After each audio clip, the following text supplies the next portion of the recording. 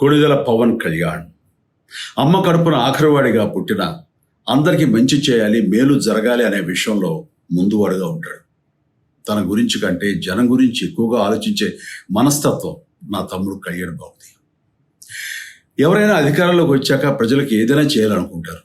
కానీ కళ్యాణ్ తన సొంత సంపాదనని కౌలు రైతులు కన్నీళ్లు తుడిచేందుకు ఖర్చు పెట్టడం, సరిహద్దు దగ్గర ప్రాణాలొడ్డి పోరాడే జవాన్ కోసం పెద్ద మొత్తం అందివ్వటం, అలాగే మత్స్యకారులు ఇంకా ఎందరికో తాను చేసిన సహాయం చూస్తుంటే ఇలాంటి నాయకుడు కదా జనానికి కావాల్సింది అనిపిస్తుంది. ఒక రకంగా చెప్పాలంటే సినిమాలోకి తను బలవంతంగా వచ్చాడు, రాజకీయాలు మాత్రం ఇష్టంతోనే వచ్చాడు.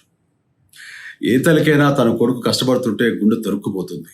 అలాగే ఏ అన్నకైనా తన తమ్ముడు అనవసరంగా మాటలు పడుతుంటే బాధ వేస్తుంది. అలా బాధపడుతున్న నా తల్లికి ఈ అన్నయ్యగా ఒక మాట చెప్పాను. నీ కొడుకు ఎంతోమంది తల్లుల కోసం, వాళ్ళ బిడ్డల భవిష్యత్తు కోసం చేసే యుద్ధం అమ్మా ఇది. మన బాధ కంటే అది ఎంతో గొప్పది అన్నాను. అన్యాయాన్ని ఎదిరించకుండా మౌనంగా ఉండే మంచివాళ్ళ వల్లనే ప్రజాస్వామ్యం మరింత నష్టం అని నమ్మి జనం కోసం జన సైనికుడు అయ్యాడు.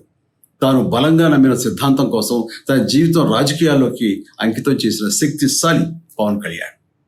ప్రజల కోసం, రాష్ట్ర భవిష్యత్తు కోసం ఆ శక్తిని వినియోగించాలి అంటే చట్టసభలో అతని గొంతు మనం వినాలి.